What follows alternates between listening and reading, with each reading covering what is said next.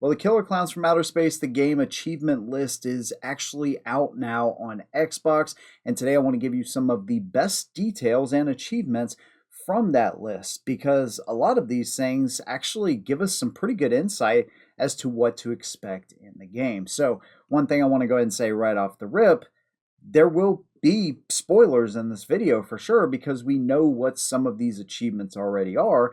And like I said, they actually tell a lot about some of the mechanics and things going on in the game. Some of them good, some of them a little bit concerning at the same time. After the video, I want to hear some of your favorites or some of the ones that maybe concerned you. Make sure you leave those things down in the comment section below. If you like what I do, including Killer Klowns, Texas Chainsaw, Friday the 13th, and many other games, make sure you subscribe right here on YouTube. Let's go and get into it. Now I want to start with a little bit of a softball here, and that is the ability to fully upgrade the Lackey generators by yourself. Now the Lackeys are going to be like little teammates for you. They're going to hunt down victims for you. They're going to help carry some of the cocoons to the generators. And so my initial thought is by upgrading the Lackey generator, that's going to make the Lackeys a little bit stronger or give them some special abilities that they don't have in the beginning of the match. So kind of a progressive system, similar to how Grandpa's perks work. So as you level those guys up, they're going to get stronger and stronger, and their abilities are going to increase. Now we also know that we can kind of slurpee up our human milkshakes from those cocoons, so maybe the generator has something to do with that, or maybe the generator actually has something to do with the impending clown apocalypse. Maybe that speeds up the process a little bit. I'm not quite sure, but the possibilities there are pretty cool. But like I said, this is kind of a softball to start this video off. There's definitely some other details in the achievement list that I think are a lot cooler than this. Perform clowntality on a human. Perform clowntality on a human. So this is obviously a play on fatality, meaning that we are going to have some specialized kills for each one of the clowns. Now we've already had a chance to see some of these clowntalities in action. Of course, you had Shorty with his little spin-up tornado move that destroys the human, and then Jumbo with his big giant stomp. It's kind of cool when those things happen too. It's just the human and the clown, and just a specialized execution like most of these asymmetrical games has. But definitely cool to see that they not only have an achievement for that, but you know that is going to be a core mechanic in the game. Now, one of the coolest parts of asymmetrical games are some of the things that happen as you're trying to escape. And so Texas Chainsaw, Friday the 13th, you know, Dead by Daylight, they're all kind of the same way, where you know you have to go through a series of steps in order to use a particular escape. And so one of the coolest ones I can think of is where if a clown actually kills or cocoons you close to an open exit, you will get an achievement for that as the clown. So maybe you've gotten the spark plug, maybe you've filled up the boat with gas and you're going back to, you know, get a survivor or something like that, and you know, just so happens you start running away, you see a clown, and that clown ends up catching up to you. You know, those kind of scenarios make these games a lot of fun. You know, if you're opening up the portal for some of your other friends and you end up being the one that gets cocooned, again, you know, there's a whole host of different things that can, you know, have this play out in different ways. And of course, you know, getting achievements for that stuff is always a plus.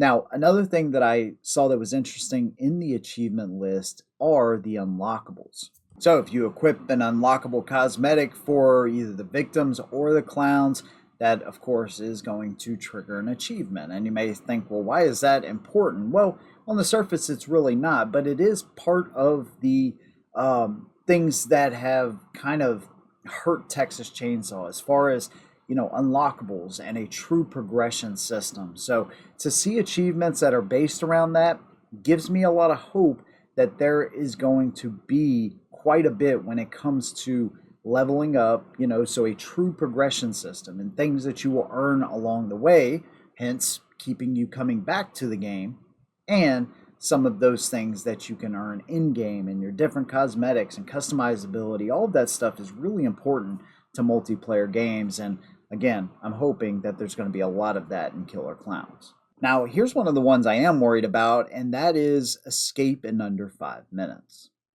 Speed running can ruin Texas Chainsaw. I don't know why you would ever want to sit in a lobby for 5 minutes, or longer, and then, jump into a match and escape in 3 minutes. I don't know. I don't get it. But when I play a survivor, I'm acting like a timid survivor, more so role playing, I guess, in that way, because that's the role that you're in. You're a survivor, you're scared. And so that's just kind of how I like to play those games. I like to be the last one standing and survive for at least 5 minutes.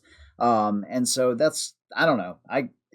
You can play however the hell you want. I mean, at the end of the day, but I just hate speed running. And I think that most people just don't like that style of gameplay. And so a lot can be said when you start a match of TCM and they wake up Grandpa right off the rip. So, anyways, this is an achievement in the game, but I hope it's again another one of those really hard achievements. Like the chances of you escaping in under 5 minutes will very, very rarely ever happen. That's kind of what I'm banking on. Now, here's another one I thought was really interesting. You can actually trigger the clown apocalypse early. Now, I don't know what steps it's going to take to do this. This kind of reminds me of, maybe the kill Jason type of scenario in Friday the 13th, where you really need to partner up with somebody. And in that one, it was like, you had to get a female to put on Mrs. Voorhees' sweater, and then, you had to have a particular weapon. I think it was the machete. And then you also had to have Tommy Jarvis come in and somebody play as him. So it was quite a process in order to do that. And I would assume that it's going to be like this as well, but I don't know. I just find that stuff kind of cool. How there's one more way of maybe ending a match, and it's going to take a lot of coordination in order to do that. So it's not obviously going to be happening every game, but it's cool that the option is still there. Another really cool part about Killer Klowns that separates it from some of the other asymmetrical games out there and makes it more like a multiplayer game or a traditional multiplayer game is the fact that you can get revenge on the humans. For instance, you have a human that kills you, right? And then you come back and kill that human, you actually get an achievement for that. So yes, you can kill the clowns, but they're only going to stay dead for a minute. And then, of course, you will come back. And again, if you get revenge on that player that killed you, you're going to get an achievement. So I think that's kind of cool. In other asym games, as the killer, you're not really going to die for the most part, unless something crazy happens like in Friday the 13th. There's really never any threat of that. So knowing that, hey, you're going to have to sit out for a minute if you are a clown, you get shot in the nose or whatever, kind of a bummer there, I guess. But then you can come back and get your revenge on the pesky humans, I think is kind of a cool mechanic. Now there's some other wacky things in there, like, if Rudy takes his popcorn blaster and he shoots a human, of course it has the little snake-like baby clowns that come out or attached to the popcorn, whatever. If you kill one of those humans that's covered in the popcorn, you get an achievement. If you hit a human with a cocoon, that's an achievement as well. So it just kind of speaks to the goofy nature, I guess, of this game, which I'm fully embracing. It's not typically my style. Typically, I like a more serious atmosphere, especially in my horror movies, which is why Killer Klowns is something that I've just recently warmed up to over the past, 8 months or so. But I really like the idea of it because I think that's going to keep people engaged longer. Sometimes I think with these asymmetrical games, I've talked about this in Texas Chainsaw, everything has to fit, nice and neatly into the story. If it doesn't, they're not going to add it. And so that means that, they're going to limit things that go in the game. And yes, I want an authentic experience. Those videos that I did on the authenticity of Texas Chainsaw helped get this channel going, to be honest with you. And so while I do appreciate that, I've said from the beginning that if it limits the creative aspect and the fun aspect of gaming, that's where I kind of draw the line. So while I feel like consistency and authenticity, especially on movie-based video games, is super important, I feel like that has to be balanced with, what makes video games enjoyable, and that is the fun factor. And so some of these little goofy achievements play perfectly into that. By the way, you can kill the lackeys. That's another achievement. So when you kill 30 of them, that achievement will be unlocked.